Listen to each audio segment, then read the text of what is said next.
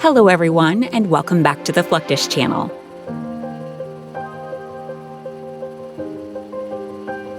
Due to the nature of its mission, the United States Navy often performs much of its training at sea.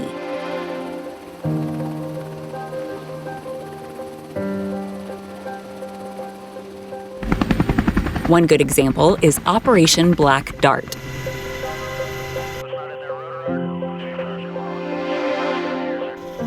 This is where helicopter-based gunners attempt to shoot down target drones.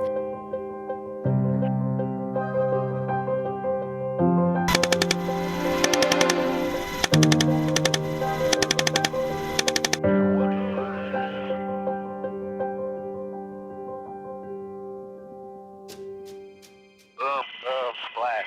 Plead Wolf 02, drone and splash.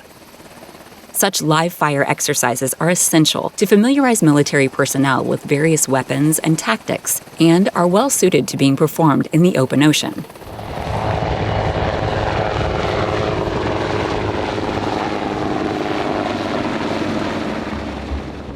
But the United States Marines, which operate as part of the U.S. Navy, is an amphibious force designed to operate both on land and sea.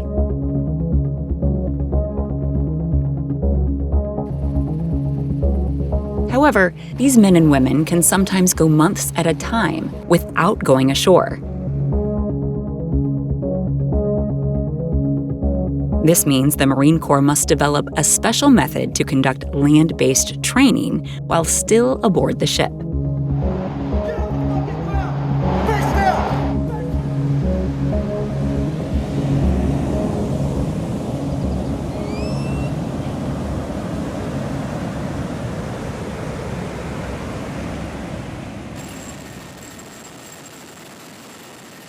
When training at sea, Marines are often deployed in helicopters, like the CH-53 Super Stallion or the UH-1 Iroquois.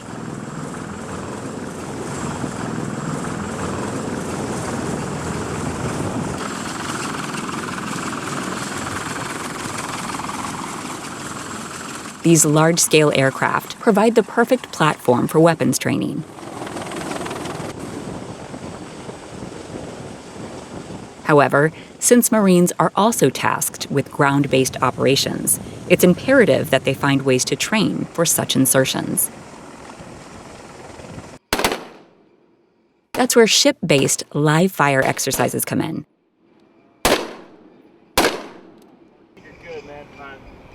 In this case, the Marines will simply set up at the rear of a ship, establishing a series of targets that they can engage with.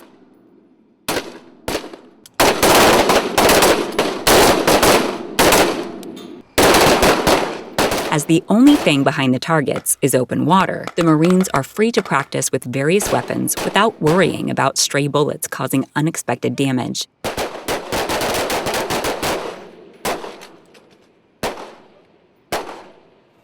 Easily critically strategic training exercises Marines participate in is aerial sniper training. As the name implies, this involves one or more Marines entering a helicopter to perform at-sea target practice.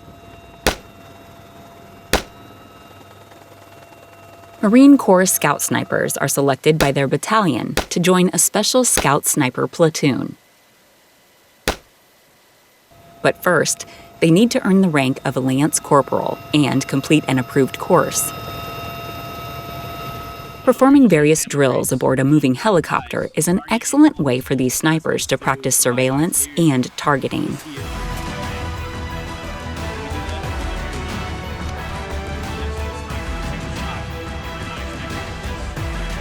In this case, the drill is not about firing the weapon, but practicing acquiring targets in a moving helicopter.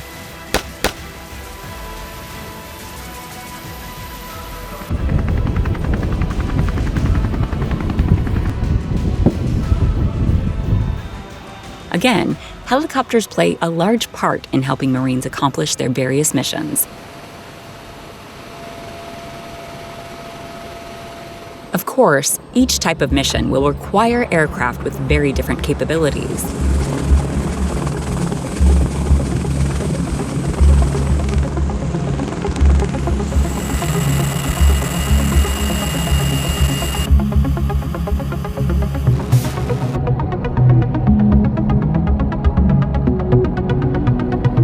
During short team training, Marines will often utilize the UH-1Y Venom, a medium-sized utility helicopter manufactured by the Bell Company.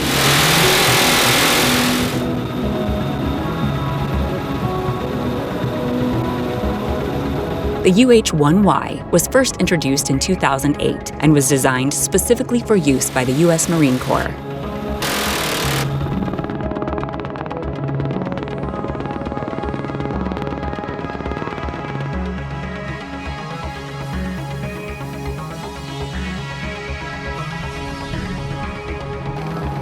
Marines and ground crews will often participate in external lift training using these vehicles, which can carry up to 6,600 pounds from the hook attached to the fuselage.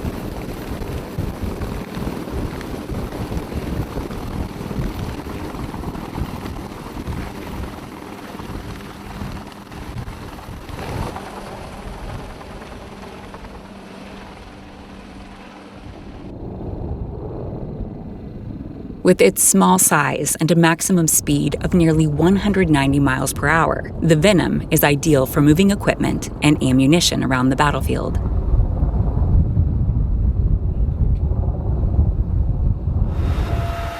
Like other Bell helicopters, it is also able to pick up small teams or wounded individuals and carry them out of the fight.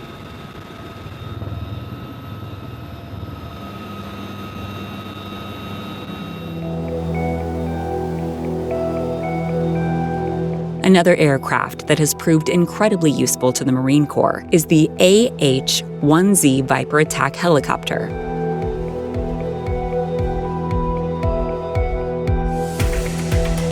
Unlike the UH-1Y, this aircraft is used for offensive purposes, either to support Marines attacking on the ground or for pulling off targeted airstrikes.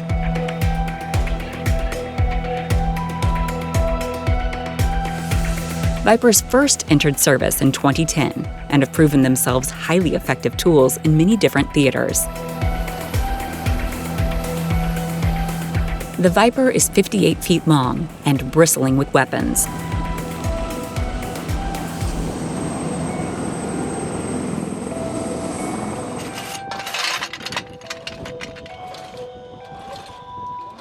These include a 20-millimeter rotary cannon, 6 hard points for missiles and rockets, and both air-to-air and air-to-surface missiles.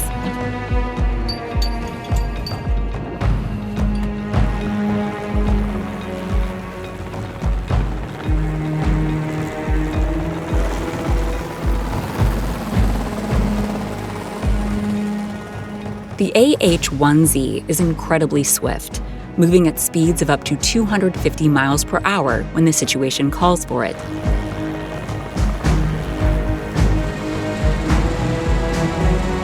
Few aircraft are more versatile than the Bell-Boeing MV-22 Osprey.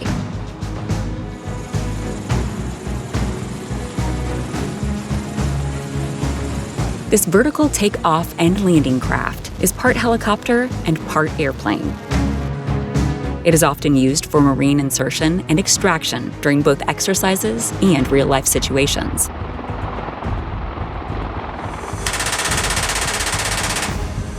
The Osprey is the perfect platform for live-fire exercises and ideal for deploying troops into areas that would otherwise be very difficult to access.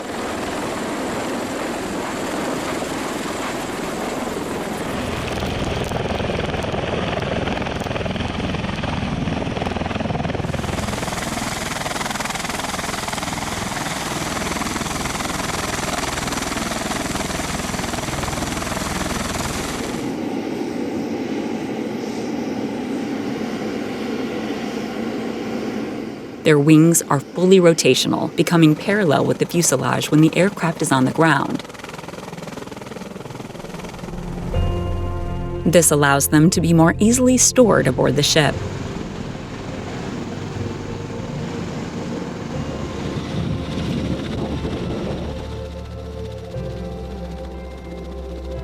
Thanks to its unique design, the Osprey can carry up to 32 troops, despite being only 57 feet in length.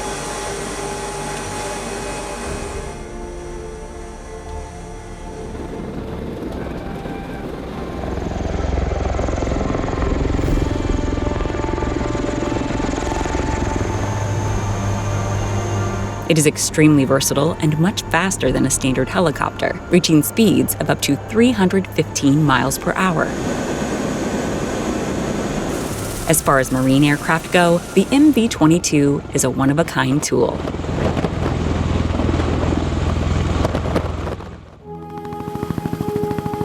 The Marines worldwide have a reputation as one of the most formidable forces in the U.S. military due to the extensive training, focused specifically on combat-related scenarios.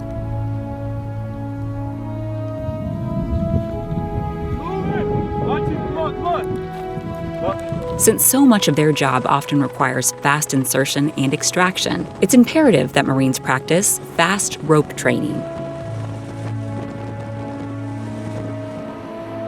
This is how they will often deploy into a potentially hazardous area by sliding down a rope placed at the rear of a helicopter.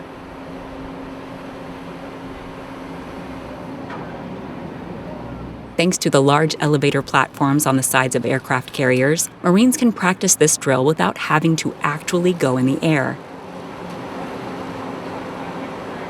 They simply position the back of the Osprey over at the edge of the aircraft carrier flight deck, so that its rear loading ramp is hanging over the elevator. The height, combined with the movement of the ship, is sufficient to simulate a real fast rope deployment.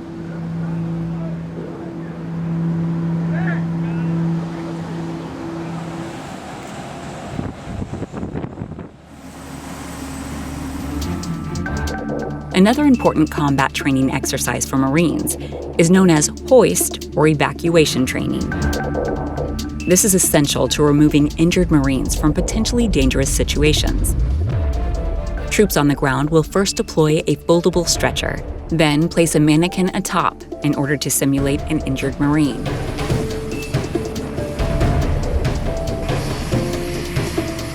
A helicopter will then move into position above the team.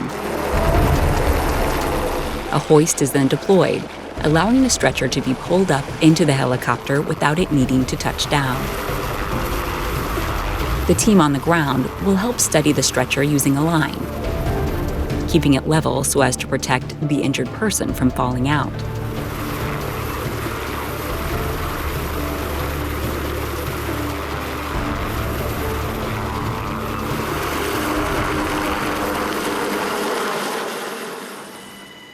Lastly, you have what's known as aerial evacuation training. In this drill, the 26th Marine Expeditionary Unit practiced nighttime evacuations of injured persons to a helicopter on the ground.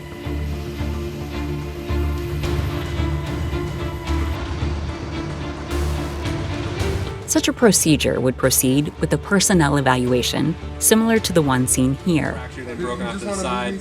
Any bleeding? Yeah, and he's bleeding significantly from his left leg, which you notice. In this case, a Navy corpsman practices inspecting a Marine for injuries. An attending trainer will tell the corpsman which injuries the Marine has suffered, and they will be tasked with making the proper decisions to stabilize them in the field. It's all just another part of how the Marines keep themselves well trained and ready for whatever a battlefield might throw at them.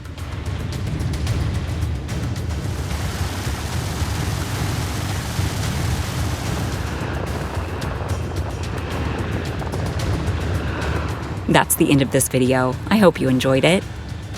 Make sure to subscribe to this channel so you don't miss any of our new content. See you next time.